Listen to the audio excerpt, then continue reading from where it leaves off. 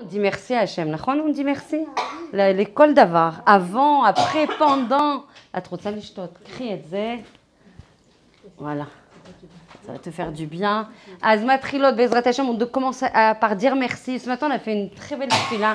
Si vous voulez, on la fera à la fin. De Toda, pour tout, comment?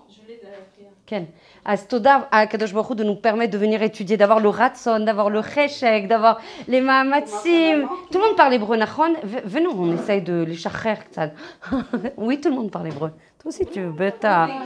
S'il y a un mot compliqué, kacha, de toute façon, vous allez, à force de répéter, on va y arriver. Non, je ne fais pas le cours en hébreu aujourd'hui. Il y a plein de mots qui... Tu me connais, Sarah. Il y a plein de mots qui vont sortir comme ça. Si tu ne comprends pas, kacha.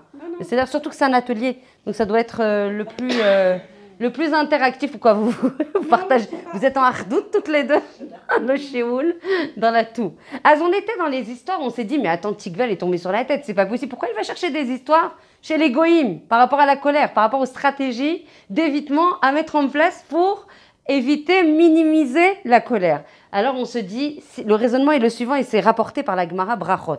Il y a plusieurs histoires. On avait parlé d'un grand dirigeant qui avait dit, moi je veux travailler sur la colère. Et il avait demandé à ses serviteurs, il avait écrit des psukim, c'est notre stratégie, comme vous le voyez. On a des psukim, qui est des shanen, nachon. Alors Colette, ce qu'on a appris en fait la semaine dernière, vraiment en 2 mots. Il y a plusieurs clés en fait d'évitement. Ça tu le verras en fait dans les cours, plusieurs clés d'évitement. La première clé, c'est les shanen et psukim. Il y a les shanen et psukim, c'est-à-dire répéter les psukim qui sont mis à notre disposition une fois par jour, entre une fois par jour et une fois par semaine. Et à chaque fois, c'est comme une thérapie. On donne la troufa, là, en l'occurrence. C'est les chachamim qui proposent ça. Parce que plus tu répètes les psukim, et plus ça... Si tu comprends le sens, évidemment. Le but, c'est pas de répéter comme un automate. Le but, c'est d'intégrer, de t'approprier le sens et de comprendre le préjudice de la gravité de la colère. Quand tu répètes et que tu t'appropries le sens, c'est vraiment un facteur de rétention pour éviter de tomber dans la colère. Donc en fait, une fois par jour, les femmes, elles ont ouvert des grands yeux comme ça, comme des mélons en France, en disant, mais c'est juste impossible, tu crois que j'y pense? Tu te mets une alerte sur le téléphone, va te roser à la psukim aele. C'est les chachamim qui le proposent. Soit on vient pour avancer, soit on se dit, yoter midai caché, ça c'est le préambule. On arrête dans tous les ateliers de dire yoter midai caché. C'est difficile, c'est challenging, c'est ambitieux, mais c'est ce qu'on nous est demandé. Donc, Baruch Hashem, on adresse en fait quelque chose qui est extrêmement central en fait dans notre vie, qui est la réparation des midot. La deuxième clé dont on a parlé, la shtika. Koach shtika. On a dit que la shtika, c'est comme maïm, comme si on versait de l'eau sur le feu. Vous vous rappelez de ça? Deuxième clé, et je vous ferai des cours. Alors, il faut à chaque fois faire l'atelier une fois par semaine. C'est pas beaucoup, hein? Une fois par semaine. Alors, tout le monde dit, c'est déjà pas mal, on est là. Une fois par semaine, on fait l'atelier et on écoute en corollaire les audios du matin. Parce que je vais travailler Bezrat Hashem Bli Neder sur le Koach HaShtika pour aller plus en profondeur. Là, je vous livre de manière un peu brutale. C'est quoi la force du silence? Quels sont ses bénéfices? Qu'est-ce qui se passe en fait au niveau des mondes hélionymes quand on se tait? Qu'est-ce qui se passe? Quels sont les bénéfices tangibles? Quels sont les impacts sur les mondes suprêmes pour que justement, face à cette shtika, on ait beaucoup de yeshuot et beaucoup de etratson, etc. Donc ça, on y travaillera. Donc n'hésitez pas, ou je vous propose, je vous incite à écouter les audios du matin par rapport à justement ces ateliers-là, pour nourrir et approfondir ces ateliers. Troisième clé de résolution dont on a parlé, Titragel et Daber Tamid Ben Nachat. On a parlé de la Igeret Aramban. Celles qui ont travaillé avec moi sur les audios il y a déjà quelques mois, on a travaillé beaucoup sur ça. Habitue-toi, titragel. Ça veut dire que ça doit être quelque chose qu'on apprend à faire. Et les tragel, s'habituer. Les amen, on a dit sur la chaîne Emouna. Les amen, s'entraîner à. D'accord? C'est pas quelque chose mouvan mielav. C'est pas quelque chose qui est comme ça naturel. C'est quelque chose, il faut travailler, il faut faire des efforts. Et c'est ça qui compte pour Akadosh Baruch Hu. C'est la capacité de se dépasser, de vraiment l'ishlot à la teva, de gouverner sa nature. C'est ça qui importe. Hachem, c'est pas tant la totsa de ça. Je suis pas tombée dans la colère, je me suis retenue 1 minute, je me suis pas retenue. Il y a des témoignages ce matin, ça m'a réjoui le cœur. Maman, je ratais les fautes. Mais il me fera combien de femmes, Baruch Hashem, qui témoignent qu'au fur et à mesure qu'on avance, Baruch Hashem, ça nous transforme. Moi, je suis la première vivante, moi qui suis complètement sujette à la colère. Tout le monde le sait parce que je suis tous les tempéraments entiers, un peu feu comme ça, etc. On a justement le défaut des fois des qualités et les qualités des défauts.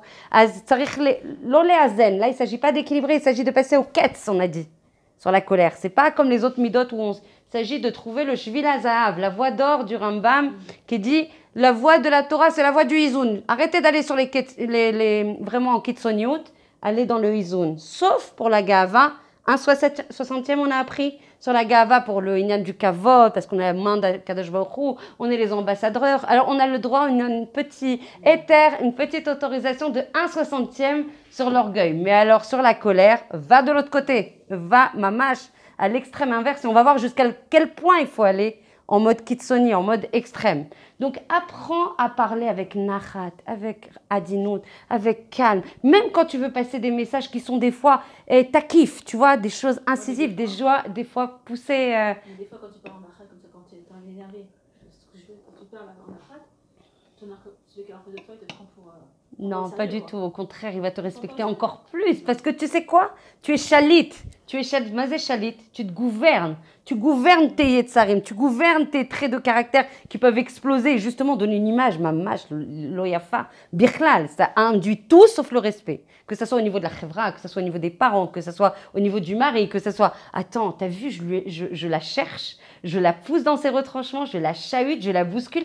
Elle reste, maman, c'est ça qui inspire le respect. Elle reste stoïque. Ça ne veut pas dire que tu te fais laminer, bouffer, piétiner. Il y a plein de nuances. Le problème, c'est que souvent, en fait, on confond beaucoup de choses et on ne rentre pas dans les subtilités. La subtilité, c'est de comprendre que non, on ne se fait pas marcher dessus, mais on peut dire les choses. Avec là, on te dit, dis les choses, mais avec adinout, avec derer eretz, avec diplomatie, avec gentillesse. Mais c'est un travail énorme.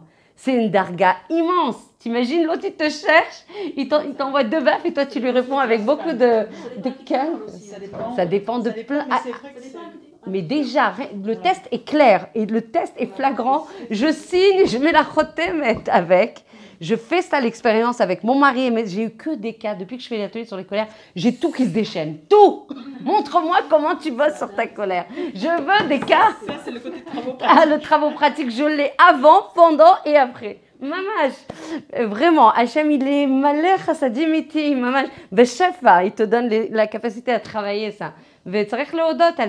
Et donc, j'ai eu plein de cas où la situation, normalement, j'aurais été explosive. Genre, mais attends, la fatigue est dans le métar, la ritza, tous ces paramètres qui se conjuguent allègrement ensemble. Et là, tu te dis, ah non, mais attends, tu peux pas. T'as d'abord les psukim qui te reviennent. J'en rêve la nuit, je les vois les psukim. Je vous assure qu'à force de faire les ateliers, si ça ne s'imprime pas en moi, il y a un problème. C'est comme le Rav Ben Chetret, il dit, je suis servi à tous les cours que je donne. Je me sers en premier. Mamash, c'est ça. Et c'est un zéchout et c'est une joie et c'est grâce à vous. Je le dis parce que si vous n'étiez pas là, il n'y aurait pas de cours, je ne pourrais pas avancer. Donc vous avez le zéchout de ma transformation et la zéchout de toutes les transformations. Baruch Hashem, kol hakavod. Baruch Hashem, ruchot habaot. Oh Joël, je te fais un petit bisou de loin. Toda, kol hakavod. On a démarré vraiment sur la synthèse de ce qu'on a appris la semaine dernière. Ah mais tu es très disciplinée toi. Très contente de vous voir. Kol hakavod d'être là. Léodot là, Kadosh Baruch Hu sur ce zéchout. Remercie Hachem maintenant. Remercie Hachem d'être là et de travailler sur notre mission.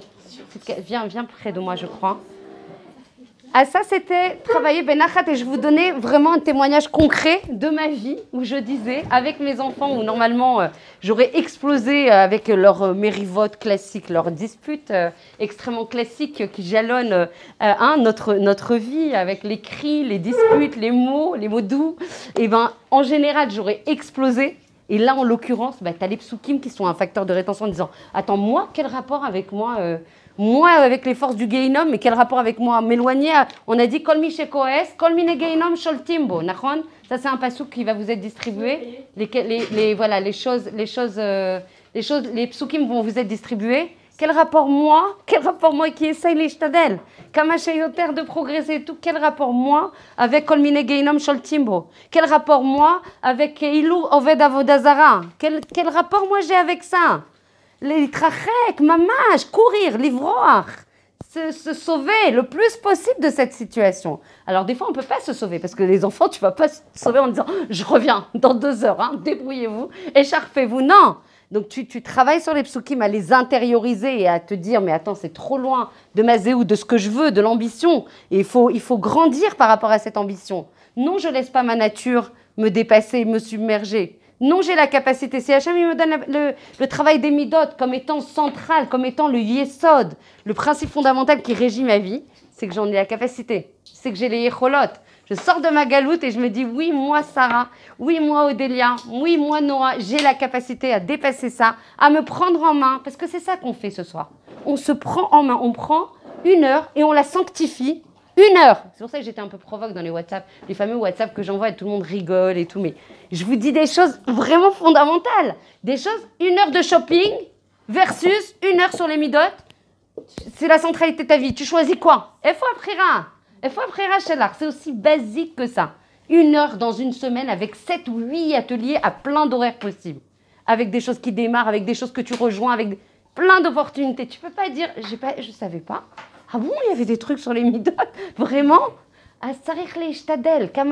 de prendre ça. Donc, le test, c'est que j'ai parlé avec mes enfants alors que j'aurais pu des choses qui m'ont vraiment provoqué dans mes retranchements en disant mais attends, c'est pas possible, c'est pas eux quoi, c'est pas l'éducation que je leur donne. Il y a quelque chose là. Et oh, revenez avec moi là, que je vous retrouve. Et ben non, j'ai parlé avec calme. J'ai baissé, moi, une voix portante, qui a de l'impact. En plus, j'ai des étages dans la maison, donc en général, je l'utilise pour arriver à les rallier. Et ben j'ai parlé avec beaucoup de... Je suis descendue, je leur ai parlé, les yeux dans les yeux. J'ai en même temps enlacé, même s'ils m'avaient bien secoué, enlacé en même temps en leur disant de manière ferme. Ça ne veut pas dire que j'ai laissé faire, ça ne veut pas dire que j'ai pas mis les gvoulottes. Mais j'ai dit attention, là, on n'y est pas du tout. Alors, Eyal, tu as du potentiel. Ils vont s'entendre, ils vont hurler. Alors, t'es beaucoup plus grand que ça, tu as une autre zéout par rapport à ça, etc. Le fait d'avoir baissé le ton, même si j'ai dit des choses, t'as kiff. La Torah, elle dit tu dois être des fois. Takif, comment on dit très takif, Myriam, Fakasha, Tazorli, takif, tu connais l'hébreu. Takif, c'est direct, incisif. En gros, tu passes le message, yashir, d'accord, direct. Même si tu dois passer le message, parce qu'il est hors de question de laisser tout faire, et on verra aujourd'hui avec les Dachem, les hétérim, les autorisations qui sont octroyées par la Torah, c'est la plus petite partie du cours, je suis désolée. Les hétérim, les autorisations de se mettre en colère, c'est tout petit. Donc il n'y en a pas beaucoup, ça va se résumer en très très vite. On en a, mais c'est marginal dans le cours. On va voir, ça se résume à pas grand-chose. On va voir. En tout cas, de baisser la voix, d'avoir une voix avec un yeshuv da'at, avec adinout, passer les messages avec leur contenu, avec l'impact qu'ils doivent avoir, mais en baissant la voix. Ça a changé. Mon fils, il était bébé, comme ça, genre, il croyait qu'il allait se faire incendier. Il me regardait comme ça, genre, mais il se passe un truc énorme. Ça a marqué d'une pierre blanche cette journée. Et ben, je vous assure que lui aussi, du coup, il a baissé le ton. Et pareil avec le mari, avec les amis, avec les parents. Les parents, on n'en parle même pas. Les parents, il n'y a même pas de question. On n'y est pas. On n'est pas dans ce schéma-là. On est dans un schéma où tu te tais, tu prends, et Toda Akadosh Baruch Hu, qu'il soit en bonne santé, en vie. D'ailleurs, que ça apporte toute la réfoua à toutes les personnes, que ce soit les Louis Nishmat Bezrat Hashem Raphaël Ben Mesaouda. Amen ve Amen. Refoua Shelema d'Esther Bat Frecha et Amen. Refoua Shelema pour tous les cholim du Ham Israël, que ça apporte beaucoup de brachot, de shmira, de hagana à tout le Ham Israël où qu'il se trouve. Une fois qu'on a rappelé toutes ces clés de résolution. La dernière, on avait dit pas de diététique, sauf si on mange un concombre et une pomme. On a dit attention à ne jamais revenir à la maison affamé. Il faut le dire à vos maris, il faut vous le dire.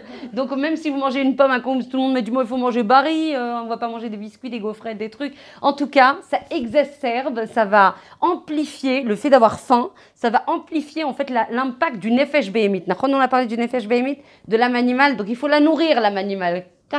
Qu'elle ne se réveille pas, qu'elle se taise, qu'elle nous laisse avec notre neshama, pour nous éclairer le bon chemin à emprunter, celui de la Torah. Donc on s'était arrêté sur les histoires en fait des grands dirigeants, des grands gouverneurs chez les goïms, en disant mais pourquoi on va chercher des histoires chez les goïms? Parce que si eux ils ont pris conscience que oui il fallait travailler sur la colère, qu'Alvachomer, a fortiori nous, on doit prendre, nous les héritiers d'Abraham, Yitzhak et Yaakov, combien on doit prendre en charge cette mida qui est arsanite. Arsanite, ça veut dire destructrice. les plus belles relations, qu'elles soient maritales, qu'elles soient au niveau des enfants, que ce soit au niveau amical, elles peuvent être détruites par la colère. On dit que quand il y a la colère, en fait, il n'y a rien. Même la shrina, elle n'est pas chashouva. Même la shrina chas v'shalom, la présence d'Akadosh Baruch Hu, on ne la voit plus devant nous.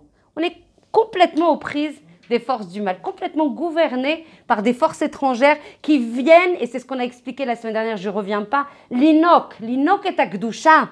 Ça veut dire qu'ils viennent se nourrir de toutes les madrégotes que tu as pu capitaliser dans Torah et Mitzvot. Et c'est pour ça qu'on a dit attention, Torah et Mitzvot, on n'en parle même pas, c'est un prérequis indispensable, il n'y a rien sans ça. Besséder, on le fait, il y a un mécanisme obligatoire, indispensable, essentiel. Comment il faut utiliser? Quel mot il faut utiliser? Sans ça, il n'y a pas de Torah et Mitzvot. Chas v'shalom, de penser que parce qu'on est Torah et Mitzvot, yesh lanu double kisouy, les collants 70 deniers, en veux-tu, en voilà, je fais toute la tarata mishpacha, je fais achnasat ochrim, je fais bikuchonim, ani osa akol.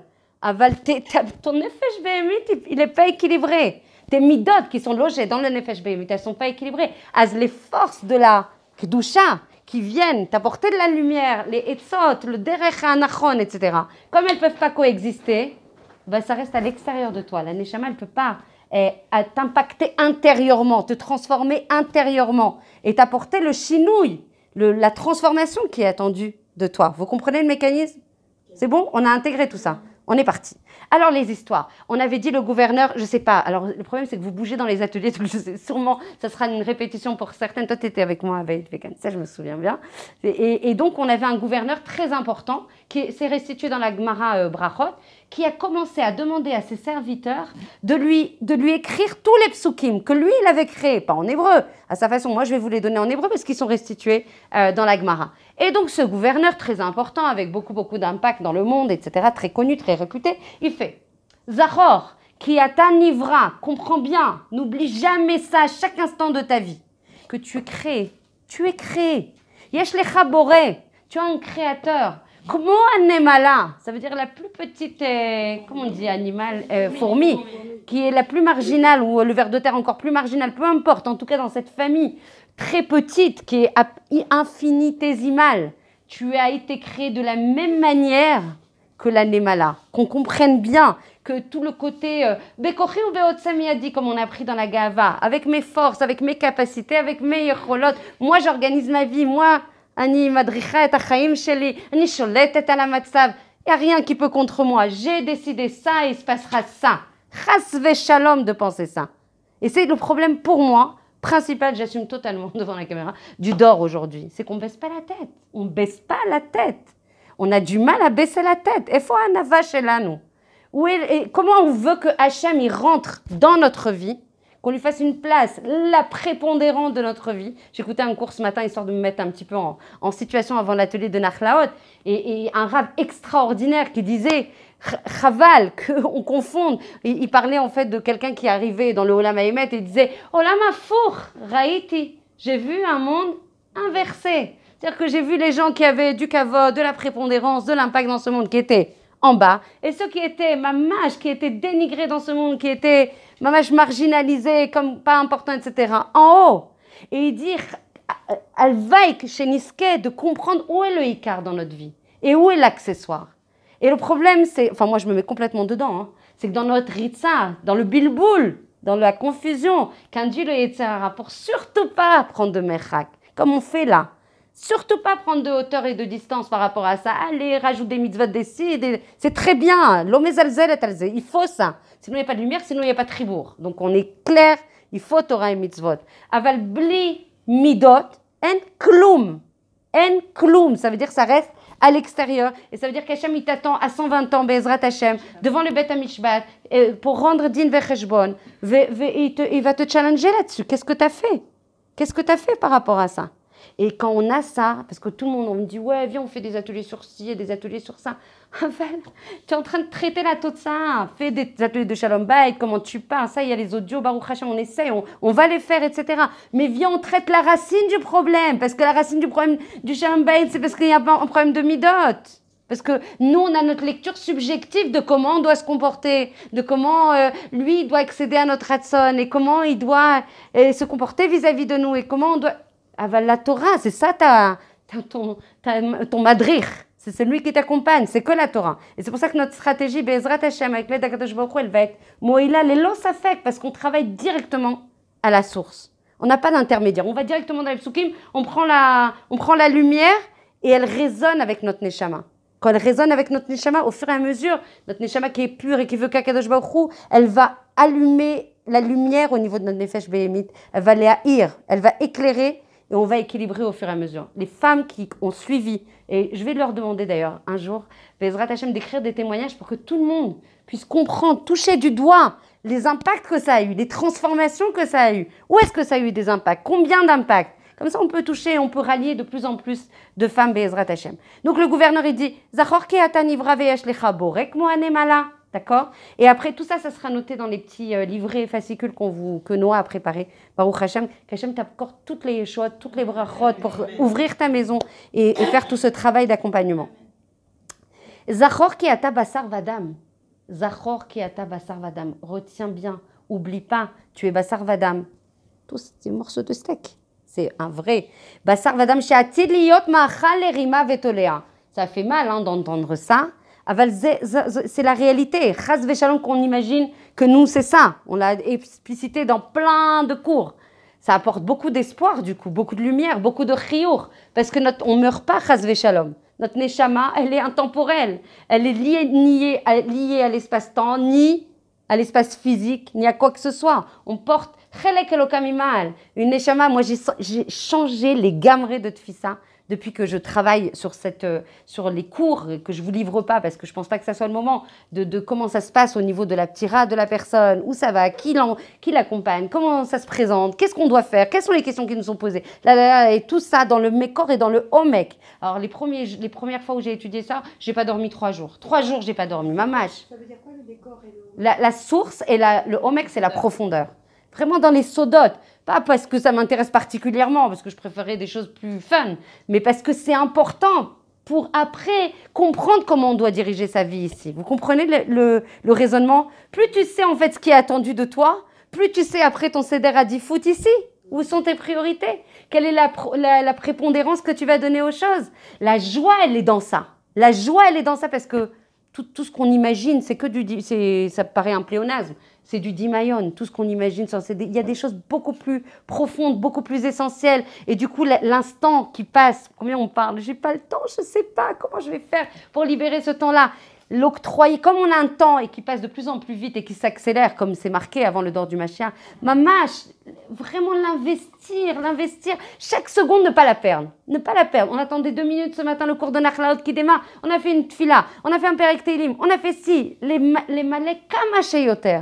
Et là, on tire la joie, là, on tire l'équilibre, là, on tire la réalisation de soi. On n'a peur de rien, les haradot, les ballons explosifs, les Nasrallah et les je sais pas qui. Je suis connectée avec celui qui a tout. Qu'est-ce que j'ai peur? De quoi j'ai peur? De quoi j'ai peur? Tout ça, Dimayon. Alors vous allez me dire, il y a des filles ce matin, on me dit des attentats au couteau, tu t'exagères quand tu dis Dimayon.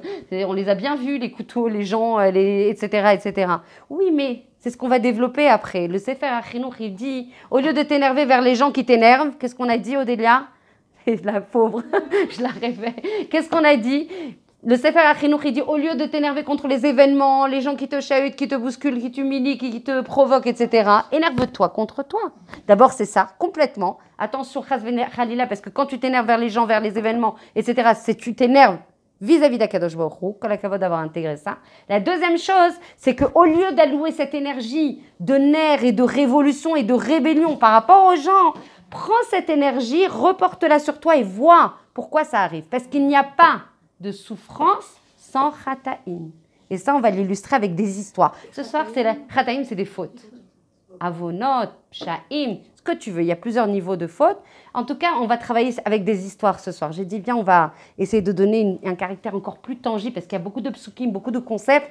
Il faut aussi les illustrer, qu'on puisse les garder, ces histoires, en tête, comme les enfants. Donc, vous avez compris que ce gouverneur, avec ses psukim, il demandait à ses serviteurs de les lui ramener régulièrement.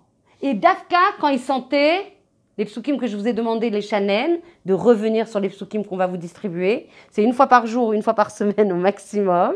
Si on peut 1 fois par jour. Et à chaque fois, c'est les chachamim qui le disent, Patik Ve'akun, à chaque fois que la colère, elle commence à monter, on la sent. On la voit arriver. On voit les personnes qui en général nous cherchent. On l'identifie. À Sarich, il faut anticiper, il faut avoir.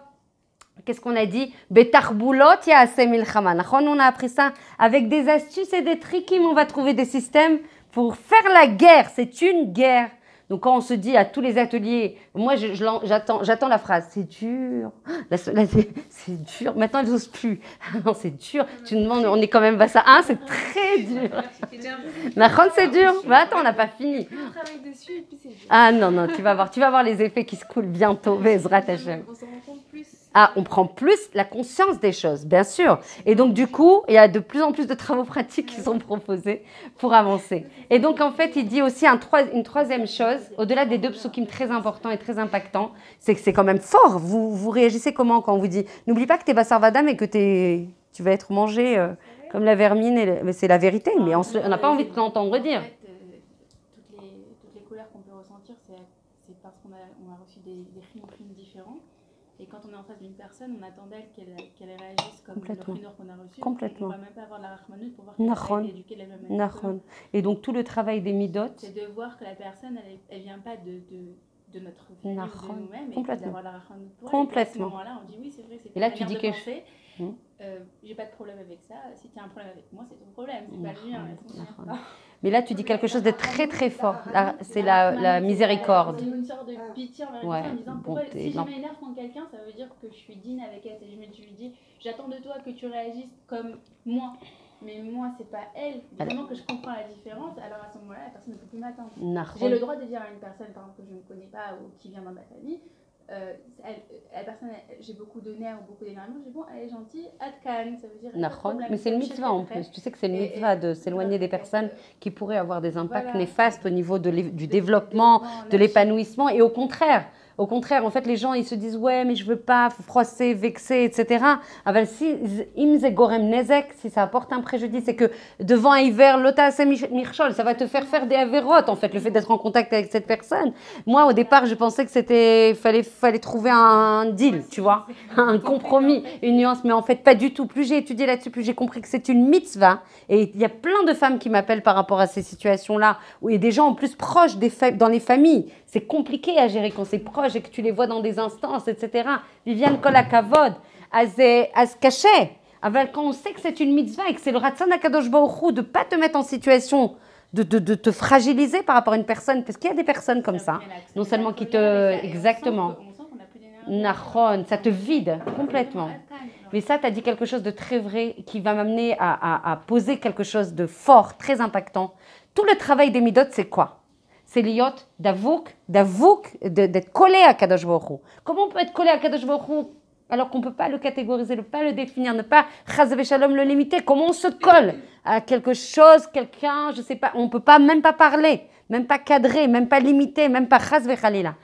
Qu'est-ce qu'on a appris Shabbat? On a dit qu'on doit se coller à ses midot, à ses voies de conduite, aux 13 Ikarim. Allez, on rajoute quelque chose dans la tefila. Il faut lire les 13 fondamentaux de la Emouna. Il faut les lire, les approprier, comprendre. C'est la base de tout. Et donc, en fait, on doit tendre vers les midot et la mida principale d'Akadosh Baruch Hu. C'est justement l'empathie, la miséricorde, la doune kaf zechut, avoir une aïn tova. Et ce que tu dis est tellement vrai, mais ça change complètement.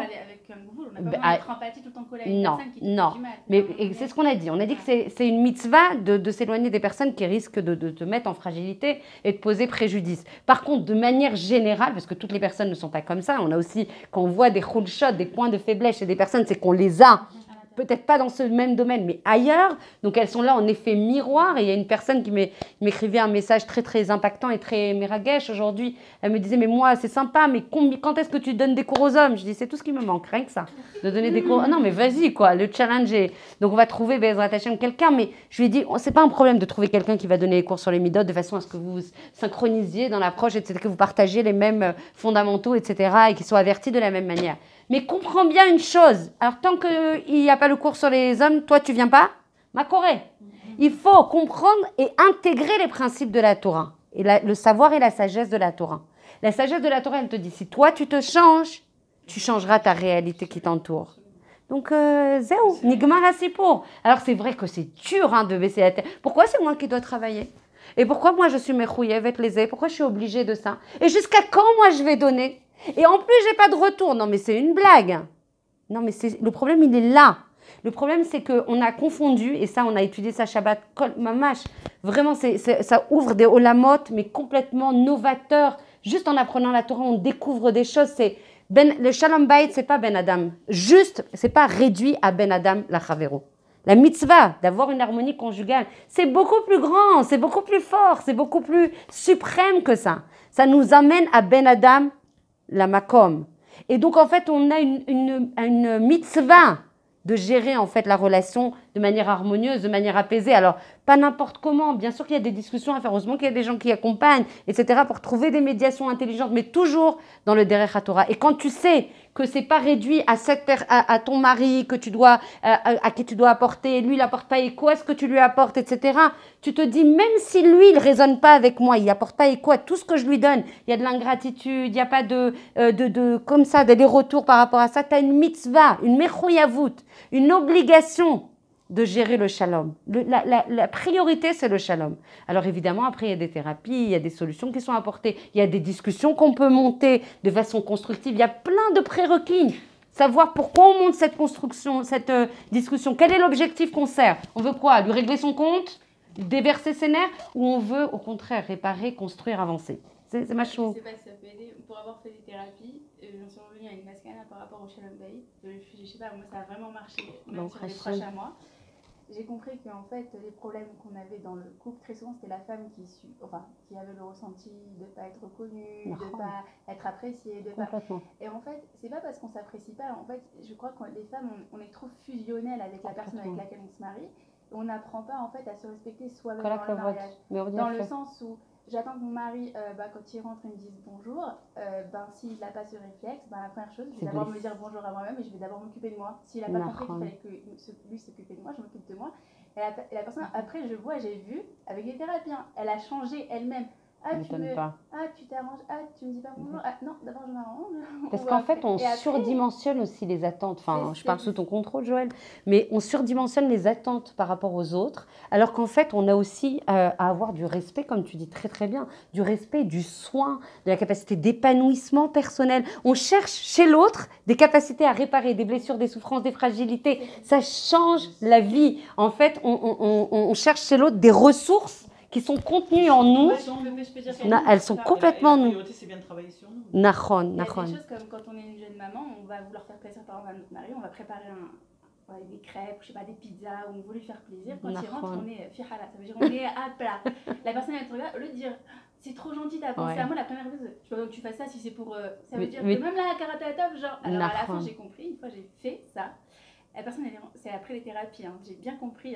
Elles ont bien marché, tu as été bien accompagnée. Elle est rentrée, mon mari est rentré, il m'a dit mais pourquoi tu as fait ça? Tu n'avais pas besoin de faire ça, je me dis pas pour toi que j'ai fait, c'est que tu balis la saute, j'avais envie, je m'ennuyais dans la journée, j'avais envie, maintenant je suis fatiguée parce que les enfants écrient, tu sais quoi, t'arrives, tu t'occupes d'eux, je m'occupe d'eux. Et au fur et à mesure, la personne, elle a commencé à avoir beaucoup de gratitude. Mais de toute façon. Et j'ai compris qu'en fait, il fallait arrêter de fusionner parce que plus on fusionnait, Ben oui, il y a aussi il y a une fusion qui doit se faire parce qu'on fait, forcément, on est une neshama, donc à un moment il y a une fusion, il y a des projets, il y a des ambitions, il y a une construction, mais de là à attendre en fait de l'autre qui nous serve ce qu'on attend, sachant qu'il vient, comme tu l'as spécifié très bien au début, de monde avec des ergelim différents, d'éducation différents, de parcours nishmatique différents, avec des tikkunim différents, et donc tous ces problèmes en fait de guisha, quand on les ramène à la source de toute vérité qui est la Torah. Moi, j'aime un pasouk. À chaque fois que des fois j'ai des difficultés, et comme on en a toutes, heureusement, parce que sinon on ne progresserait pas, parce que c'est dans le koshi, même si on ne le veut pas, nous on veut être dans des situations de non, laisse-moi tranquille, je veux vivre une vie qui est zoremet, qui est bêtard. Mais plus on est épanoui, plus on irradie. Plus on apporte du bonheur aux autres. Vous avez dit avec la faim. Quand j'ai faim, je suis en crissaronne. C'est exactement. J'ai besoin, elle remplit pas. Tu as tout compris, Léa. Plus tu es en faille, en blessure à l'intérieur, plus tu cherches à remplir par l'autre tes blessures. Mais lui en face, ça n'est qu'un être humain. Il a les mêmes failles ou des failles différentes. Tu peux pas, il te dit d'ailleurs, je suis qu'un être humain et en plus c'est un homme. Alors je te dis pas le shoni démultiplié, décuplé, etc. Le travail, il est magnifique. D'ailleurs moi avec mon mari, on a trouvé une phrase qui quand on est en montée puissante de non-compréhension, Pourtant, j'ai un mari extrêmement bien inara sur lui, qu'Hachem nous protège, maman, j'ai le meilleur. Et en fait, il me dit, Ezov dira, salano akadosh baruch hu. Quelle blague il nous a fait. Il a pris deux opposés, il les a mis dans une maison, il s'est dit, allez, va voir ce qui va sortir de tout ça. Il est posé, il est cartésien, il est calme, il est raisonné, il prend du mercrek. Et moi, je suis, mais vas-y, quoi, mais qu'est-ce que t'attends? Mais pourquoi tu prends ton temps? Vas-y, donne du rythme. Et lui me tempère et moi, je l'emmène très loin. Baruch Hashem, kara. Aval tsarir, beaucoup de sovlanout, beaucoup de tolérance par rapport à la différence. Et c'est ça qu'il a à Kadosh Baruch Hu. Combien il a de savlanout, combien il attend par rapport à nous. Il ne nous donne pas, chas v'shalom, une situation, tout de suite, il te donne la maka. Et la maka, en plus, il ne te la donne pas pour te faire souffrir, chas v'shalom. Il te la donne, les chaven otar, bederech hanachon, pour t'orienter. En tout cas, moi, il y a un pasouk, parce que je ne fonctionne qu'avec les pasouks. Il est hors de question que vous souffriez des psoukim, sans que moi aussi, je me les associe. Et ça m'a changé la vie depuis que j'ai étudié là-dessus. Ahavat loya bedavar en ahava. C'est ce qu'on a appris dans les ateliers de je ne sais plus où, dans Shalom Bayit, dans les Choshevet, ça paraît cohérent. Ahavat loya bedavar, un amour dans la Torah, pas notre définition du prince charmant et de ce qu'on trouve dans tous les bouquins qu'il faut absolument jeter à la poubelle parce que ce n'est pas nos valeurs, ce ne sont pas nos harachim. Il est hors de question de rester dans cet exil. Donc les Reines des Neiges et compagnie, exit. On va chercher à Géoula. Oui, on va à Géoula. Ça, on peut y aller. Il n'y a pas à avoir peur. On peut y aller. Il y a plein de choses avec des sipourés de tzadikim, des choses qui élèvent. Même moi. D'ailleurs, j'ai décidé, Bezrat Hashem, de revenir à ce que je faisais avant, des sipourés de tzadikim pour les enfants. Il paraît que je raconte bien. Alors, autant en profiter pour que les enfants aussi ils aient 10-15 minutes comme ça. Et je vous assure que les parents aussi, ils écoutaient l'histoire. Et mes émérons même, ça nous rapproche de nos shorashim, de notre yadout, de notre identité la plus essentielle, ça nous connecte, c'est ça la Géoula. C'est quoi la Géoula? Il y a quelqu'un qui m'a envoyé la restitution en fait d'un atelier du psychiatre Abou, tu dois le connaître forcément. Voilà.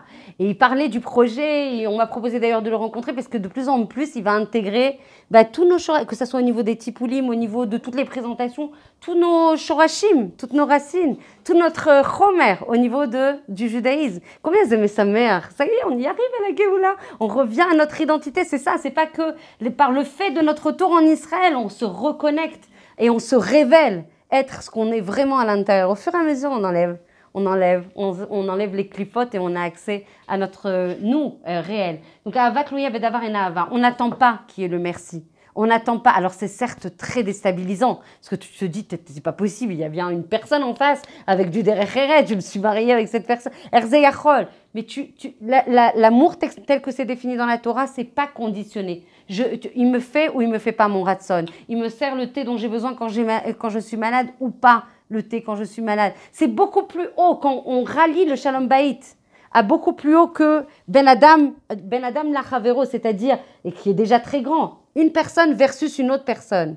Et qu'on ramène ce tzivouï, cet ordre, à une mitzvah vis-à-vis d'Akadosh Baruch Hu, alors du coup, ça donne un merchak, une relativité par rapport à la situation. Même si lui ne me donne pas, même si lui ne réagit pas à tous les gestes en fait d'amour, de gratitude, de valorisation que j'ai vis-à-vis de lui et qu'il n'y a pas d'écho, ça atténue beaucoup de choses, ça apaise beaucoup de choses. De dire, ok, lui, il n'est pas au rendez-vous pour plein de raisons. Ça ne veut pas dire qu'il ne va pas progresser parce que moi aussi, quand il va voir, les gens ils détestent ça, quand ils voient comment on se parfait, comment on se raffine, comment on se comporte, comment on prend de la distance. Moi j'ai eu une altercation où j'aurais pu me démarrer au quart de tour, injustifié, mamash bizayon, les gamrés, etc. Et tu ne réagis pas. Et tu dis non mais je ne réagirai pas. On en parlera de manière constructive plus tard.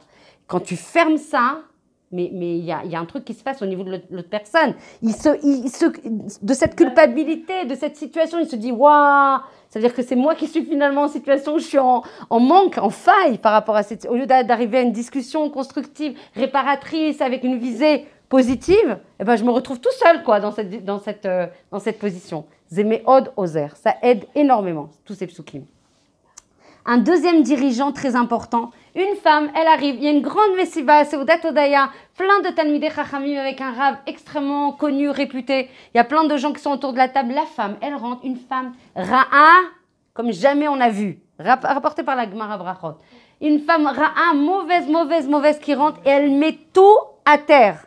elle renverse toute la table, tout ce que tout le seder comme ça qui avait été organisé, qu'elle allait rire, peut-être une messibat sioum, peu importe quoi. Quelque chose d'important avec beaucoup de choses, beaucoup d'humiliation à la clé pour le Rav, la table renversée et les talmidim qui viennent vers le Rav en lui disant « Écoute, on ne prend pas, tu réagis pas, tu restes domem, comme si c'était even, comme une pierre. » On a vu avec Aaron, malheureusement, dans des situations extrêmes, quand il a vu ses enfants Nisrafim, comment il a été Vaïdom Aaron. Il est resté, mamash, son sang s'est gelé, comme s'il ne pouvait plus réagir. De la même façon, ce Rav, il rapporte ça, ce Rav est resté complètement, mais sans que rien ne le pénètre, sans que rien ne l'impacte, complètement, comment on appelle ça en français ? Sans froid, figé, sans réaction par rapport à ça. Et les talmidim lui disent, on ne comprend pas ton comportement. Il y a un minimum, quoi. Tu as vu ce qu'elle t'a fait, l'humiliation que ça t'a causé. Comment tu peux rester dans cette situation ? Et il raconte quelque chose qui va vous paraître décalé par rapport à notre réalité, mais qui va vous... Je suis sûre que ça va rester dans votre esprit et ça nous aidera le cas échéant quand on aura ce type de situation, s'il y a, en tout cas des choses qui s'approchent de ça. Il y a 2 jours, il raconte, le Rav, une tarnégolette. On a du mal à voir une poule rentrer chez Noah, là, on va venir tout renverser. Il y a une poule qui est rentrée et qui a renversé l'ensemble de la table avec l'ensemble des choses qui étaient mes soudarotes pour cette messiba, etc.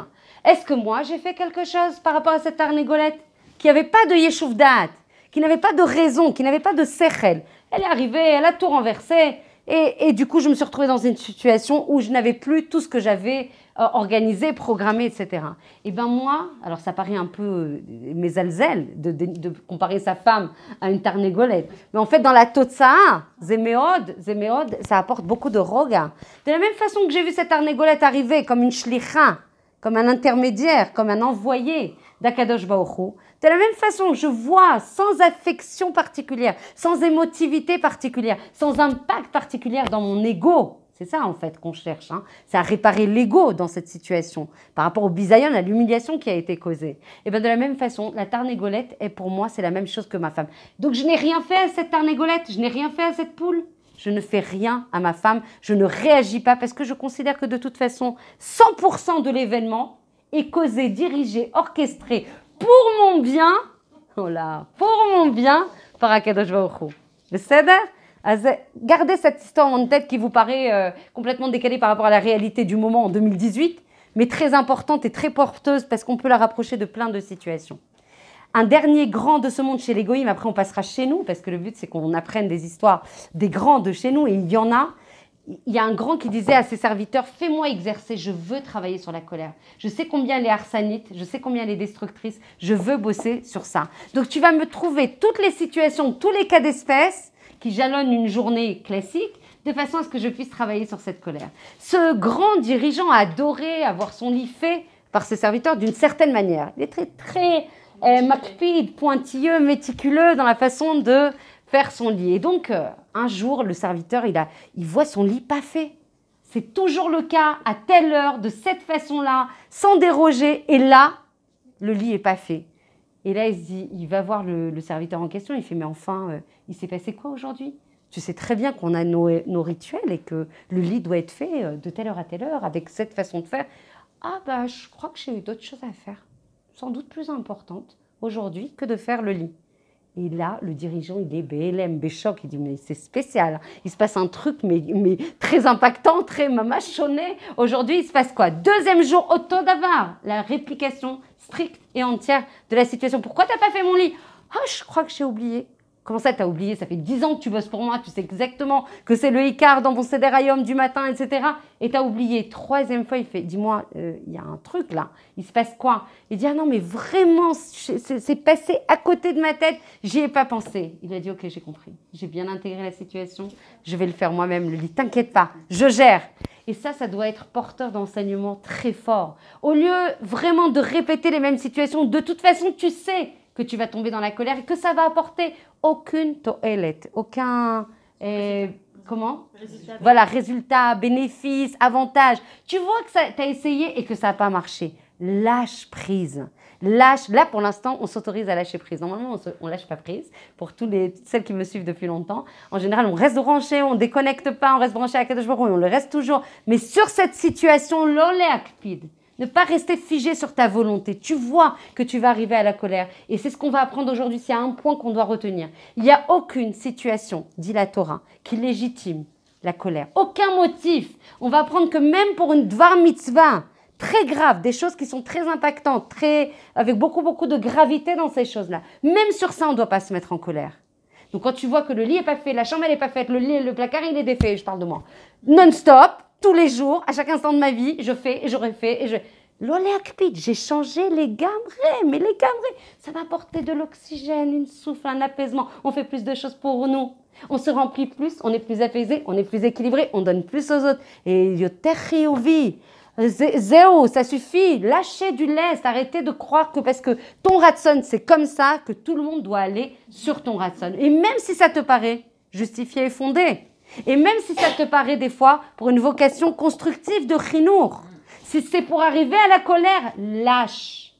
Lâche, tu y arriveras par d'autres moyens, par la douceur, par la discussion, par un one-to-one avec lui en allant prendre un milkshake avec lui en lui disant voilà, ça peut être bien d'être mes soudards parce que l'or dans la chambre, ça peut être... Mais le fait de lui rentrer dedans non-stop et de l'agresser, c'est pas ça qui va marcher parce que tu vas te mettre en colère. Tu perds ta neshama, tu perds ta madriga, tu perds la lumière de la Torah et des mitzvot, tu perds la gdoucha sur laquelle tu as capitalisé. C'est le contraire du chinour.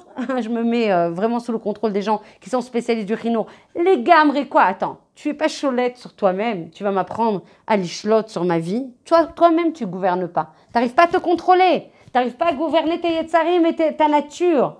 Tu crois que ça donne quelque chose, un bénéfice dans le chinour des enfants, de voir qu'on s'énerve? Alors encore une fois, l'olé tièche, on n'est pas là pour se désespérer, on est là pour apprendre, progresser, tzad acharet tzad, avec la siyata d'Ishmael, les itpalel kama sheyoter. Encore une fois, il y a une clé fondamentale. Et les cours du Shabbat, pour celles qui peuvent, vous ne les ratez pas, vous venez. Il y a des choses énormes qu'on apprend au Shabbat, énormes. Ça change, ça transforme la vie. C'est pour toi.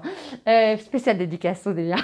Et donc, du coup, comprendre que de toute façon, dans la vie, dans la guicha de la vie, on ne peut pas se faire les choses toute seule. À un moment, c'est aussi ça, baisser la tête. C'est comprendre, on ne t'a pas demandé d'arriver à la Totsa. Tu n'es ni responsable de la Totsa, c'est-à-dire même de réussir à ne pas te mettre en colère, tu n'es pas responsable. Nous, on vient faire des efforts, on vient apprendre, on vient retenir, on vient minimiser, on vient faire toutes les etzot et toutes les tarboulottes et tout ça qui sont proposées par la Torah. Après, le fait que tu réussisses ou que tu ne réussisses pas, c'est entre les mains d'Akadosh Baruch Hu. D'accord? Et donc, il faut savoir baisser la tête en disant, pour l'instant, tu ne veux pas que j'arrive à contrôler cette mida. Avalanimit Amet 7. Et moi, je vais contrôler, faire des efforts et progresser. Veleit Palel. Arrêtons de... C'est ce qu'on a étudié avec le Rav Pinkus dans Nefesh Chaya. Dans le Sefer de Nefesh Chaya, on a dit, attention à croire, quand des fois, tu te vois dans une situation que tu ne vois pas l'issue. Tu ne vois pas l'issue. Tout a l'air complètement fermé, bloqué. Chassoum. Ve'at mishtadelet. Et tu fais toute seule tous les mahamatsim. Appelle à l'aide Hachem. Hachem, il attend que ça. Pourquoi tu l'appelles pas? Non, il y a des femmes qui me disent « Oh, mais tu crois qu'il a que ça à faire de m'écouter sur des petites choses, des choses... » Mais tu sais comment on dit, je parlais avec Laura Varouche, je l'ai dit la semaine dernière déjà, sur des cas qui sont très très difficiles. Et il disait quelque chose qui m'a fait tellement... Comment vous aimez sa mère et combien ça a de la portée? Il dit les dvarim, les discussions en fait, où les femmes elles font participer à Hachem dans leur vie, dans tous leurs besoins, dans tous leurs manques, elles imaginent être des manques, mais qui sont absolument parfaitement orchestrés par Akadosh Baruch Hu pour leur bien. C'est comme des sha'ashuim. Les discussions que les femmes elles entretiennent avec Hachem dans leur journée, c'est comme divrei sha'ashuim. C'est des choses qui plaisent à Hachem. C'est comme des jouets, je ne sais pas comment on dit. Des choses qui plaisent. Ah, comment? Toda. Donc il attend que ça. Des fois, il te cherche. Ça va vous faire un peu de peine. Des fois, Hachem, il te met dans des situations pour que justement, tu te tournes vers lui. Venez, on anticipe. Venez, on anticipe. On est des gens, des personnes chachamot. On a de la bina yetera. Autant l'utiliser maintenant. Parle-lui en disant Toda pour tout ce que tu me donnes, pour tout ce que je n'ai pas, parce que je sais que c'est les Tova. Toda pour le ciel. Je parlais ce matin, j'étais tellement fatiguée, j'arrivais ni à relire le cours, ni à rien ce matin.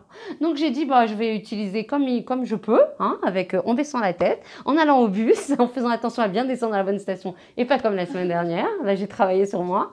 Et je disais Toda pour le ciel, Toda pour la terre qui est stable.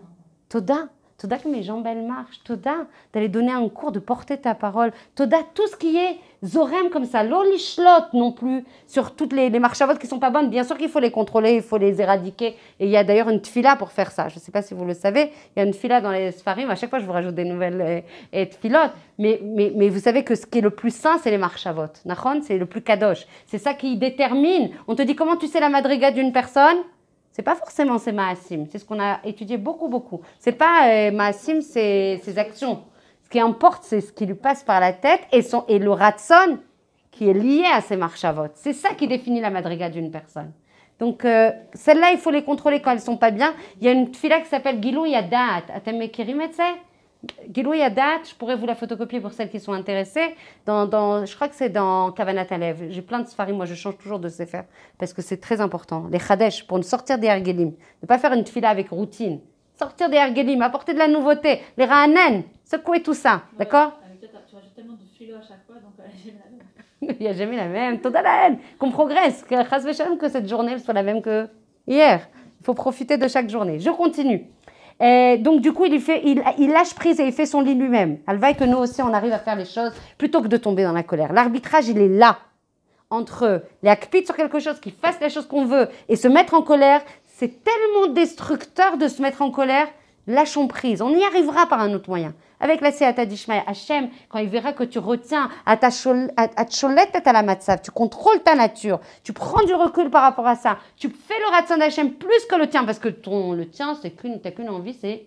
Et il y a des gens qui m'ont dit, on sent le vécu. Tu n'as qu'une envie, c'est de l'accrocher au mur et de dire, mais attends, mais tu veux quoi de moi là? D'accord? Donc une fois qu'on ne veut pas ça, on dit, moi je fais passer ton ratson d'abord, Hachem. Je sais que c'est ton ratson et c'est le premier que je fais primer. Je te nomme Meler sur ma vie. C'est ça la Géoula. Je nomme Meler à chaque instant de ma vie, à chaque situation. Et quelle qu'elle soit, je fais passer à Kadosh Baruch Hu avant mon ratson à moi. On va chercher chez le Baal Shem Tov, Bezrat Hashem, nos histoires. À 5 minutes. Bezrat Hashem. Allez, je fais quelques histoires quand même pour finir Toda. Alors, Baal Shem Tov, le Talmud du Baal Shem Tov. Qui connaît l'histoire? Sur les téphilines, sur le hétrog? Sûrement tout le monde la connaît. Tu la connais cette histoire? Oui, tu la connais. Elle est trop importante, donc je la dis, mais en mode un peu rythmé. Talmud du Baal Shem Tov. T'es très ani, très pauvre. Aval, il avait des tfilines, me'od, me'udarot, me'shubachot, écrites avec beaucoup de yirat shamayim. Et c'était sa yerusha de son papa qui la tenait de son... Voilà, vous avez compris l'héritage qu'il détenait avec beaucoup de caractère précieux. Et il arrive à Sukkot, pas un hétrog dans le village. Erna cette mitzvah azot. Comment on va faire cette mitzvah s'il n'y a pas de hétrog? Il y a quelqu'un, à Kol Beseata d'Ishmael, qui arrive avec un hétrog vraiment... le si du hidour de la mitzvah de l'achat du hétrog et il lui dit oh là là j'en meurs d'envie, je veux ce hétrog, etc. Mais j'ai pas les moyens de me le payer, sachant que juste avant sa femme elle lui avait dit Pikuach nefesh, on est dans une situation de haniout, désespéré, on n'a pas de quoi manger, faut que tu vendes tes téphilines, il n'y a pas d'arbitrage possible, il faut qu'on arrive à manger, la priorité c'est ça, et pas d'avoir des téphilines mais au darot, héritage, etc. L'homme, il refuse, il dit je ne peux pas faire ça, j'ai besoin de les garder, c'est un héritage extrêmement précieux, etc. Il voit cette personne qui vend le hétrog et il se dit j'ai entendu que tu avais de tes ascendants, etc., des téphilines extrêmement méchoubachot et tout, viens on fait un deal, je te vends le hétrog, tu me donnes tes téphilines. Il n'a pas hésité une seconde. Il a vendu les téphilines et il a récupéré le hétrog. Voyez, kofetz, misimcha. Il était en hitlaavout, enthousiaste. Il était dans un enthousiasme, le summum de l'enthousiasme, tellement il avait récupéré par Messirut Nefesh cette mitzvah de faire le hidour par rapport à ce hétrog, etc. Sa femme, avec la bina yetera qui nous caractérise, elle le voit arriver, elle lui fait on peut savoir pourquoi tu es dans un tel état de simcha? Qu'est-ce qui pourrait légitimer cette situation? Sachant qu'elle a un petit peu deviné tout ce qui se passait. Et là, il lui montre, regarde, alors il est très penaud, il est très mal à l'aise. Il se dit, mais comment je vais arriver à expliciter une situation alors que quelques jours avant, elle me disait à quel point on était mal à l'aise au niveau, voilà, les principes financiers les plus basiques.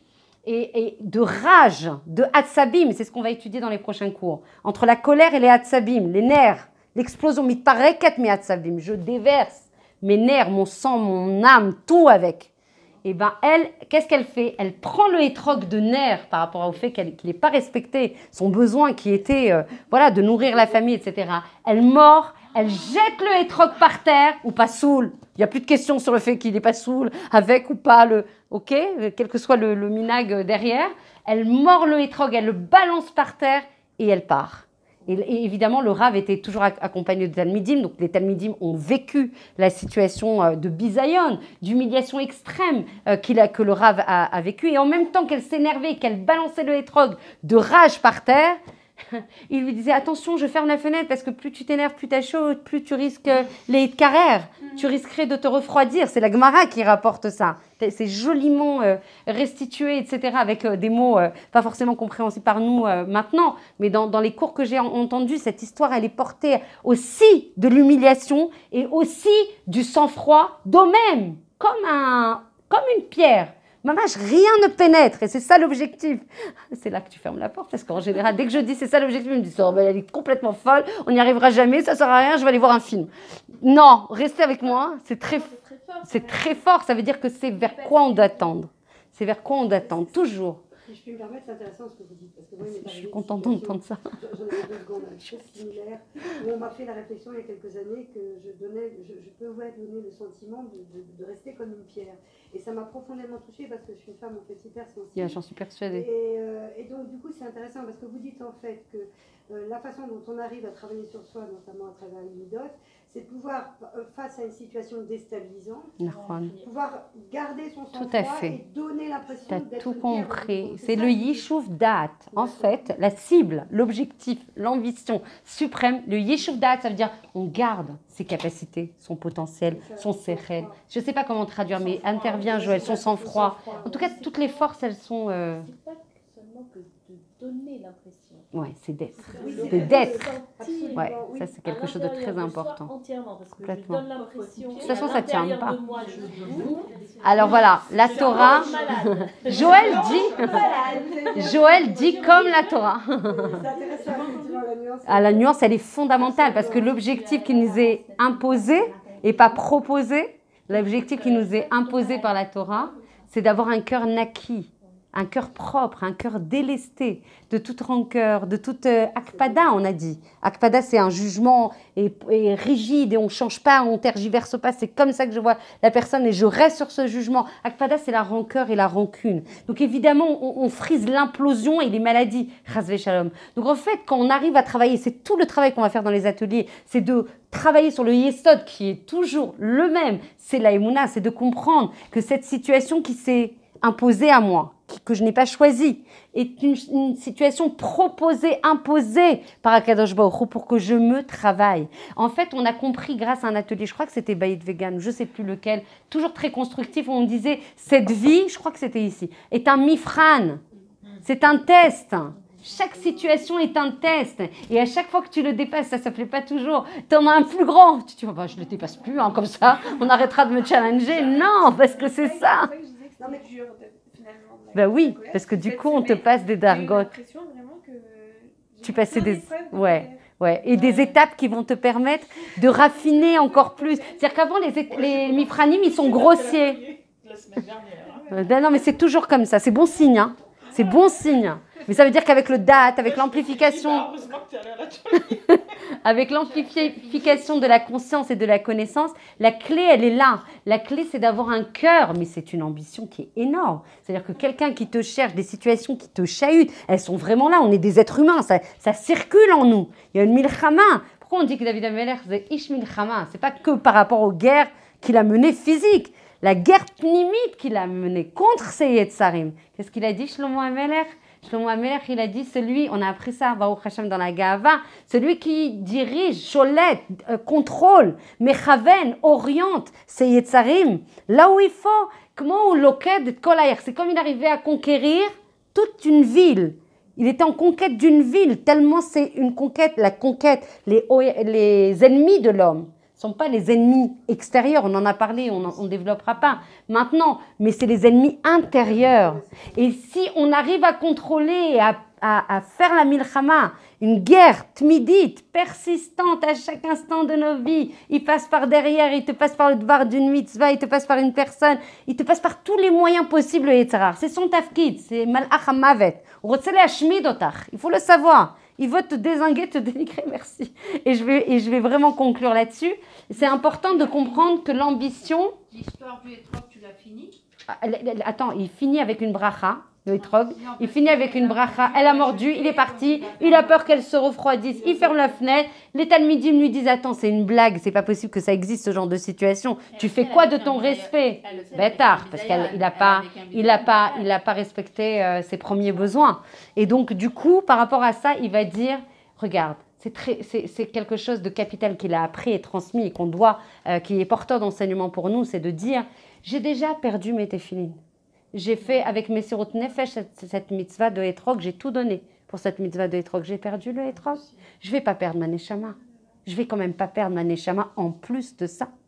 Donc quand on comprend que oui, on a déjà des préjudices par rapport à des situations où on a perdu telle et telle chose, on a été humilié sur telle et telle chose, on a perdu le kavod qu'on imaginait devoir recevoir d'une autre personne. J'ai déjà perdu tout ça.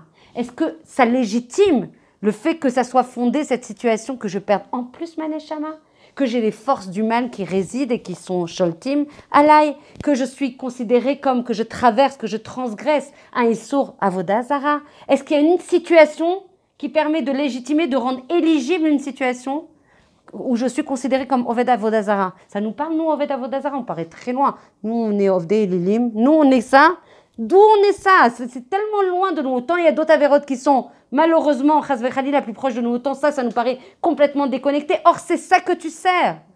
Tu sers ton ego, ton Elzar, le Dieu étranger qui est en toi.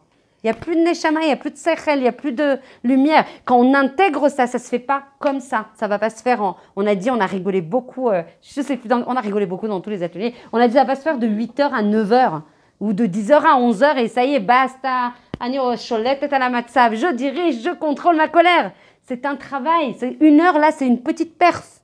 Maintenant, il faut maintenir la perf. La perf, c'est les psukim, les cours là-dessus, les livres là-dessus, la conscience, la tfila, les supplications. La tfila, c'est des supplications. On supplie Hachem.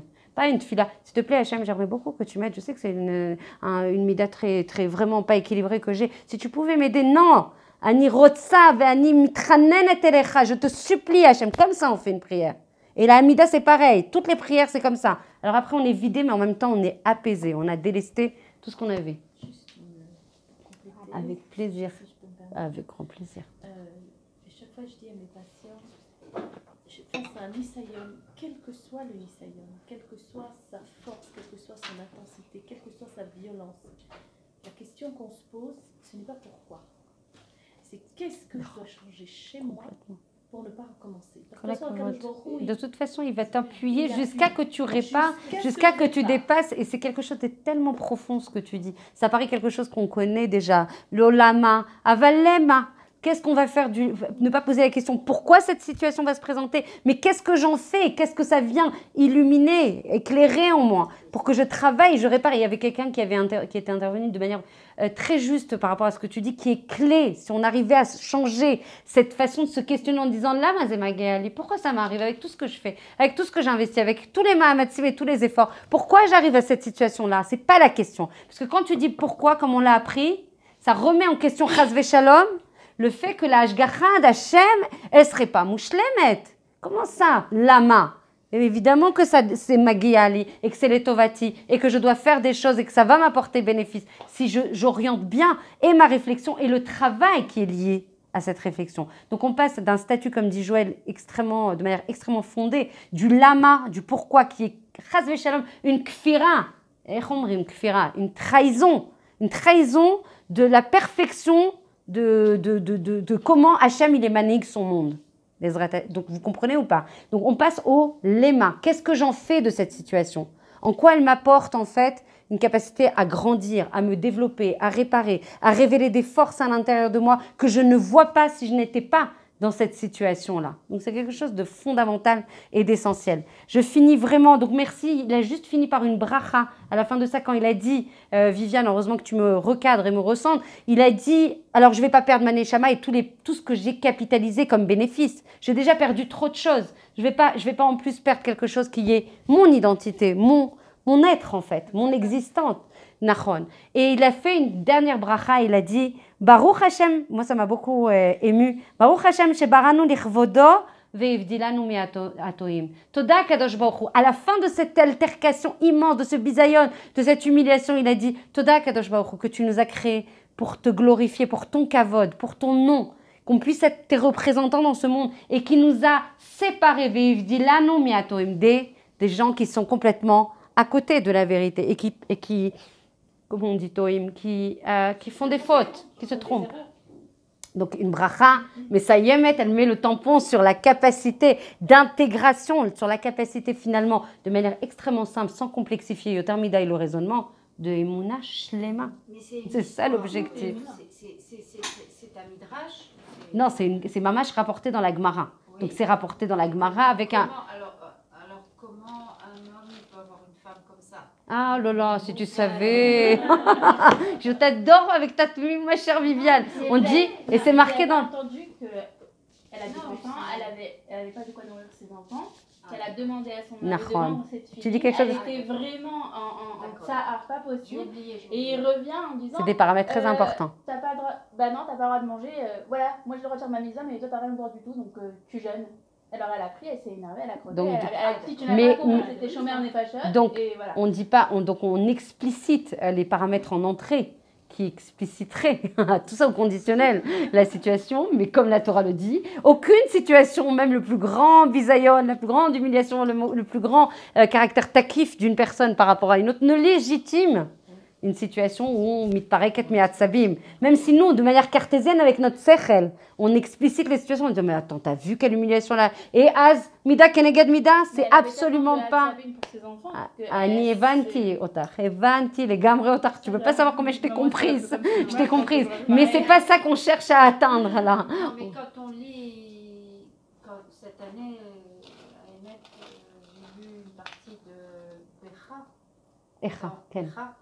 Dans les Tisha B'Av. Mais j'ai pleuré. Ah, mais il y a de quoi? T'as un zéro d'avoir pleuré parce qu'on n'arrive pas toujours à pleurer. Je ne veux pas parler de ça, mais c'est des situations que des gens ont connues comme ça. Bétar, c'est des situations qui sont rapportées de façon extrêmement explicite et lisible dans la Torah. Donc, c'est des choses qui sont très impactantes. C'est pas qu'on ne doit pas comprendre.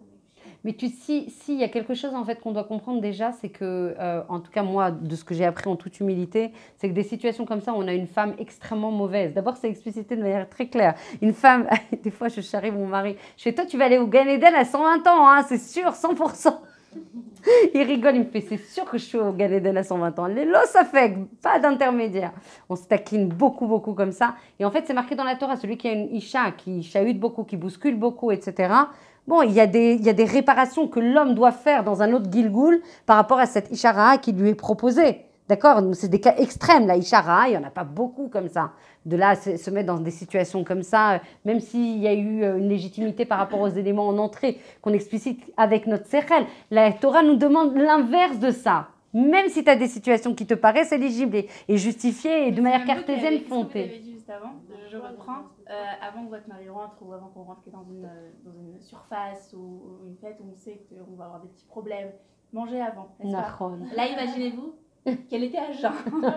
C'est ça. Donc tous les chesronotes étaient exacerbés, la nefesh behemite était exacerbée. Tu as raison, c'est un point extrêmement important. Elle était à jeun. Tu l'aimes beaucoup cette femme en tout cas. Je te sens très proche d'elle. Donc en fait, entre le moment où on se dit voilà l'existant, voilà comment on comprend et on se sent proche de cette femme avec toutes ses failles, ses manques, etc. Et la Torah qui nous enjoint très très fort et sans compromis et sans pshara, sans compromis, sans tergiversation possible. Voilà, sans compromis avec la vérité. La vérité, elle est une, elle est pas, il n'y a pas de possibilité. Le but, c'est de tendre avec progression, avec beaucoup de siyata d'ishmael, avec beaucoup de tfilot, en revenant sur les psukim, en les intégrant. Et on travaille avec une guisha extrêmement différente dans ces ateliers par rapport à ce qu'on faisait d'habitude. Je ne sais pas si vous vous en rendez compte. En tout cas, moi, dans ma fatigue de ce matin, j'ai eu vraiment comme un Asimon Nafal. Aujourd'hui, on travaille, alors que ce n'est pas très usité chez nous, les femmes, de travailler sur la IRA. Finalement, tous les ateliers qu'on conduit, ils sont avec une guisha, une méthodologie d'approche, au lieu de travailler en fait sur les bénéfices. De là, on sort les bénéfices. Mais on travaille beaucoup sur la gravité des préjudices de façon à empêcher de tomber dans ça. Vous avez vu ou pas? Donc c'est quelque chose qui va permettre d'équilibrer aussi beaucoup notre Ahavat Hashem qui est souvent prédominante chez nous les femmes vis-à-vis d'Akadosh Baruch Hu, et travailler beaucoup plus sur la Yir'a. Et la Yir'a, je vous assure, sur des choses qui sont très, comment on appelait ça, les midot, tzarich la'akor. Yir'a, c'est la crainte d'Hachem. Il y a plusieurs niveaux dans la crainte, mais en tout cas, la crainte la plus basique sur laquelle on travaille aujourd'hui, le premier niveau, c'est la crainte du onesh, la crainte des préjudices causés par les situations où on transgresse en fait le ratzon d'Akadosh Baruch Hu. Et c'est très important de travailler avec la Yir'a sur ces choses-là. Pourquoi? Parce qu'on pourrait travailler sur d'autres guichot, d'autres méthodologies, et en général, je les utilise plus que la Yir'a. Mais là, en l'occurrence, j'ai compris avec l'aide d'Hachem et avec tous les cours, parce que pour faire ce cours-là, j'en ai écouté une vingtaine de tous les sujets avec toutes les hashkafot, etc.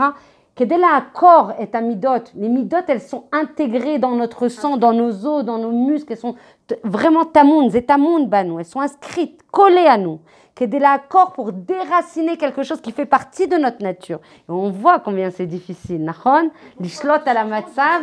Alors, le fait de travailler avec la yir'a, ça va amplifier beaucoup plus la crainte par rapport au fait de tomber, par rapport à la khumra, au préjudice. Et ça, c'est les chachamim qui disent. Plus les choses elles sont inscrites dans ta nature, plus pour arriver à avoir une stratégie d'évitement qui marche, qui soit efficace, qui produise des effets, vaut mieux travailler en fait dans le shilouv, dans l'équilibre, dans le izoun entre la ahava et la yir'a. Parce que la ahava ne peut pas suffire. Quand c'est des choses qui sont... Parce que le yesod, c'est la émouna. Sans la émouna, tu peux rien faire. Non, mais je ne peux pas dire pourquoi, mais c'est-à-dire que moi, j'aurais aimé que la notion de la émouna intègre davantage ça va. La dimension de la... Je m'excuse de te dire ça, mais parce que c'est un gros travail de ne pas se mettre en colère, c'est un gros travail de faire attention, c'est un gros travail et c'est pas toujours facile d'y arriver. Et je trouve que si on y arrive, j'aime bien donner la notion de la émouna. Elle est capitale. Alors, elle est capitale, mais elle ne suffit pas. Tu sais pourquoi? Elle ne peut pas suffire. Oui, mais c'est toutes les femmes comme ça. Mais, comment? La émouna, des fois, elle est tout complètement. Quand tu as la mida qui est explosive, la mida, la colère en l'occurrence qu'on travaille, quand elle explose, que tu n'es pas cholé tête à la matzav, qu'elle arrive sans prévenir, que tu es vraiment dans cette mida de manière kitsonite, ça veut dire que tu n'as pas de contrôle par rapport à ça. Je peux te dire que la émouna, tu as beau avoir, on dit, et c'est les chachamim qui le disent, quand tu es en colère, la shrina, donc la émouna vis-à-vis de la shrina, il n'y a pas de chashivut par rapport à ça. Quand la personne, elle rentre dans les hatsabim et dans la colère, il n'y a rien qui compte en face d'elle. Ni la personne, ni la raison qu'elle doit avoir vis-à-vis de cette personne, ni les arguments qu'a la personne vis-à-vis de cette... c'est ce qu'ils ont dit. Il y a des cas de roche, je ne veux pas ouvrir le débat là-dessus, des gens remplis de Torah, où il y a eu des cas ce mois-ci, à Jérusalem. On en a parlé vraiment très très en surface comme ça parce que je ne veux pas rentrer dans le détail. Et c'est des gens mle'im de Torah. C'est des gens qui ont une assise du charisme, du limoud, du matin jusqu'au soir. Donc la émouna, c'est quelque chose qui n'est pas shalem chez nous. Sinon, on ne faudrait pas une seconde. On ne se mettrait pas en colère une seconde. On ne serait pas en faille une seconde. Puisque la émouna shlema, c'est de dire Hachem, il est tout. Hachem, il est émet. Hachem, il fait tous les tovati. Alors, comment ça se fait que moi, je ne fais pas le ratson de manière shalem vis-à-vis d'Akadosh Baruch Hu? Donc, il y a bien des failles. Donc, pour arriver à faire un keli shalem, il faut conjuguer. Et c'est tout le cours de la semaine prochaine. Regarde, racine de la colère. Et c'est ce que dit le Baal à Tanya. C'est un mot cruel, arzari de Emouna. Donc, tout le problème, alors on doit conjuguer là, Avat Hashem qui est, je ne veux pas te causer de tsar Hashem, je n'aime que toi, je veux faire que ton ratson. Ma neshama, je sais, même si je ne la sens pas toujours parce qu'elle est masquée par des clipotes, par des choses qui vont contre ton ratson, donc elle est filtrée, d'accord? Je ne veux que toi Hashem, je ne veux que te causer du tanou, je veux que tu sois fier de moi, etc. Premier volet, Yirat Hashem, on ne travaille pas assez, et je le dirai autant qu'Hachem, il me donnera les forces. Et je suis la première à me servir par rapport à ça et j'augmente de plus en plus. Et arrêtons de se dire, moi j'aime pas, moi aussi j'aime pas avoir peur, je préfère être en avash lema vis-à-vis d'Akadosh Baruch Hu. Mais si j'étais en avash lema, tu crois que je me permettrais de faire du mal à Hachem, de lui causer? On a appris ça Shabbat, quand on va contre le ratson d'Hachem, vous savez comment les malachés à Charet, ils appellent Hachem Melech Halouv. Mazé Melech Halouv, un Melech insulté, un Melech piétiné. Il y a des cours sur la Kabbalah et tout ça très fort, de grands géonimes qui montrent la Shrina. Je pense que ce n'est pas tout le monde qui peut écouter ça. Et Ptsua, la Shrina, la présence divine, la représentation d'Hachem dans ce monde. Ptsua, blessé, Shchora, malade, dans des situations pas possibles par rapport à nos Averot. Je ne vais pas aller plus loin que ça. Juste une chose, c'est que peut-être qu'il y a une traduction du mot ira qui n'est pas toujours juste. Oui. C'est pas la peur, c'est la crainte, c'est machoua. C'est pas de la peur. Parce que si j'ai peur d'Hachem, j'introduis la vodazara à l'intérieur. Parce que la peur, c'est mon ego en réalité. Donc je ne fais pas ce que je dois faire. C'est de la crainte. Mais la crainte de quoi? C'est la crainte de lui déplaire. Et ça, c'est le niveau le plus haut. Là, tu es parti très haut. Il y a plusieurs niveaux, mais tu as raison. Ça, c'est l'objectif, c'est d'avoir la crainte de, on appelle ça la romémout, c'est-à-dire l'immensité, je ne sais pas comment, l'élévation suprême. Ça, c'est la crainte donc, par rapport... Je ne suis pas dans la peur. D'accord. Mais il y a aussi de la peur, pas par rapport à Hachem, c'est très vrai ce que tu dis. C'est peur par rapport aux réparations et aux préjudices qui vont être induits par rapport aux avérotes que je vais faire. Et quand on étudie, et je vous assure, pour l'avoir étudié, je peux attester, je peux faire des cours et des cours, maman, je vous parle en toute humilité, sur ce que ça induit, le manque de tzniut, le manque de kivud avayim, le lashon hara, etc. Genre, je sors de 2 heures d'études avant d'arriver là, en même temps que je m'occupais des enfants, etc., quand j'ai pu, sur la yira par rapport au lashon hara. La yira, la crainte par rapport aux impacts du lashon hara, et qui est neget kulam, et shfichut damim, et avodazara, et les harayot, les fautes d'adultère, tout ça, ça vaut pas le lashon hara. Même là, moi, ça me dérange le mot peur. Oui, je comprends, mais c'est pas peur, c'est la crainte en fait, tel que c'est traduit. Responsable. Ouais. Il y a une notion de mais ça, responsabilité. tu es dans un niveau très fort. Je peux te dire que par rapport aux gens que je rencontre, ça, c'est un niveau qui est l'objectif, qui est d'avoir la crainte. Et tu as raison, c'est pas la bonne traduction, le mot peur. La crainte par rapport à la romémout, par rapport à l'immensité, par rapport à ma petitesse, par rapport à l'immense. Je suis responsable. Nahon, mais ça, c'est déjà un niveau de conscience. Mais ça, c'est un niveau de conscience. Je peux te dire qu'il y a beaucoup de gens, je peux te dire qu'ils fonctionnent beaucoup par la hava et qui magnifient la hava. Attention, moi, je n'ai que ce moteur au départ, naturel. Mon moteur, c'est de la Havat Hashem. Et j'ai fait tchouva avec la Havat Hashem, etc., etc. C'est pas pour rien qu'on dit dans le schéma Israël matin et soir qu'il faut, il faut équilibrer les deux. Parce que c'est bien en conjuguant les deux que tu arrives à te prémunir. Mais c'est vrai que c'est pas de la peur vis-à-vis de Hashem. C'est la peur par rapport aux préjudices qu'on crée et dont on doit se sentir responsable. C'est pas inné. C'est pas inné. De comprendre que chaque acte, ça a un impact. Je peux vous dire qu'au début, quand j'ai commencé à donner des cours, j'étais vraiment très animée par ces sujets-là, notamment au niveau de la tzniut. On a fait beaucoup de séminaires, beaucoup de 40 jours de halachot de tzniut, etc. Et où je travaillais sur les préjudices liés au choser tzniut. Et pas uniquement aux bénéfices que ça apporte, mais aussi aux préjudices dans le olam haemet. Je peux vous dire le nombre de femmes, et Hachem est témoin devant la caméra, le nombre de femmes qui sont revenues en travaillant sur la ira plutôt que par la ahava, en disant Hachem il est bon, Hachem malé rachamim. Oui, mais là on parle. Après on a switché sur donc la émouna de toute façon on va travailler parce que c'est bien la conjugaison de 3 facteurs. Tu as raison Viviane.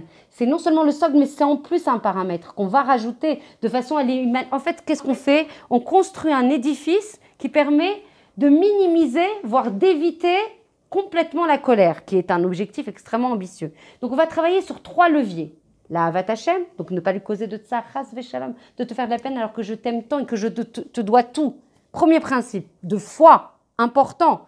Ça nécessite aussi de la émouna forte, hein, parce que Hashem, tout le monde ne le sent pas comme ça. Ça arrive si on fait Kibbout Avam aussi. C'est-à-dire quand on sort avec notre père ou notre mère, on n'a pas envie de les humilier, on craint ça. Donc t'as raison. On se comporte bien. Ça, on arrive à se tempérer. Des fois, on peut avoir très en colère. Mais donc là, tu as activé ta hava. Voilà. Tu as activé ta hava. Ensuite, là, Yirat Hashem, il y a plusieurs niveaux. Là, Joël, elle nous a mis de l'ambition. Et elle est très jolie, Joël, comme d'habitude. Je l'aime. Mais il y a des niveaux différents. Et c'est pour ça que c'est explicité dans la Torah qu'il y a des niveaux différents dans la Yira. Dans la Yira, les 2 niveaux prédominants, sans rentrer dans toute la granularité des craintes qu'on doit avoir. Le premier niveau, je sais que ça déplaît, mais tant pis, c'est marqué dans la Torah. Comme dit mon fils, Imzekatouf, c'est Nachon. Zéro.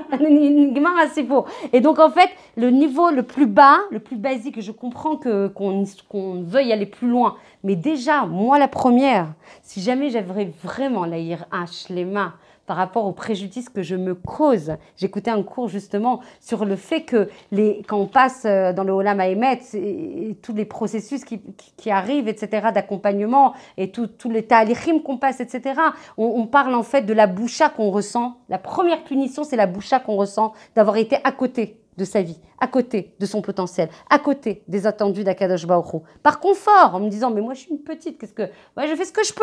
C'est déjà pas mal, non? Oh, t'as pas vu ce que j'étais avant, hein? C'est déjà pas mal. Hein? Attends, relativisons. Donc je suis un peu provoque, mais c'est ça l'essence du message. La boucha, c'est la première chose qu'on ressent qui est très difficile à appréhender. C'est comme, on compare ça à quelqu'un de haroum qui est nu et qui se balade en fait en pleine rue. On se retrouve, là, en fait le Olam Haemet, c'est quoi? Le Hémet de ta personne. Tu n'as plus de lévouche, tu n'as plus tout ça, tu es ton Hémet.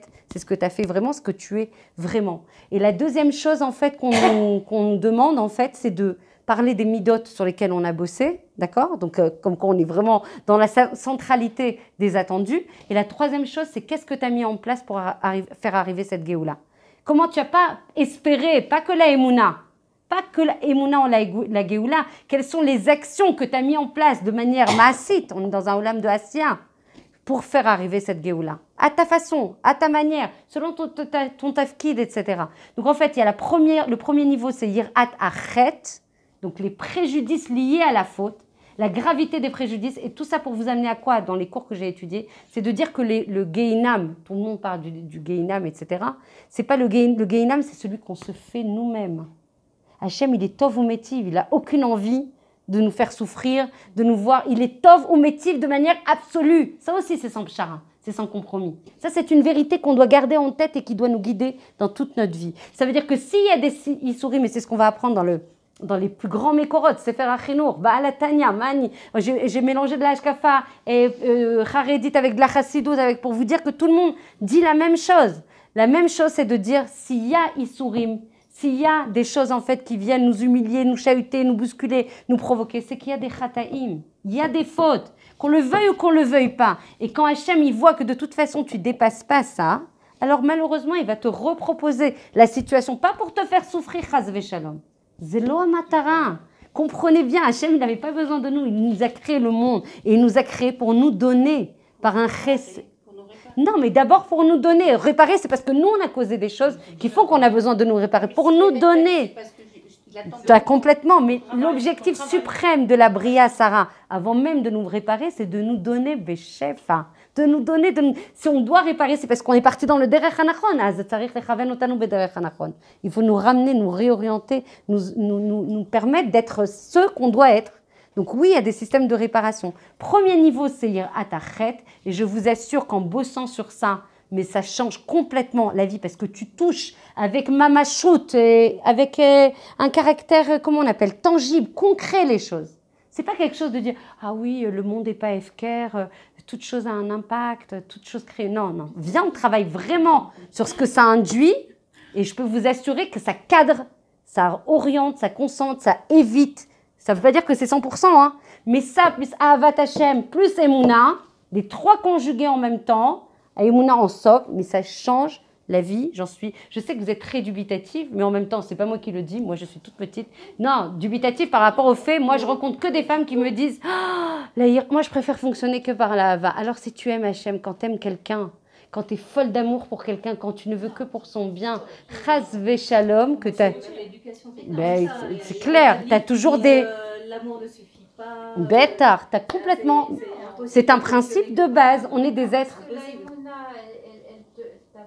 peut t'amener un petit peu à comprendre que la situation est faite pour le bien. J'adore parce que tu dis un petit peu.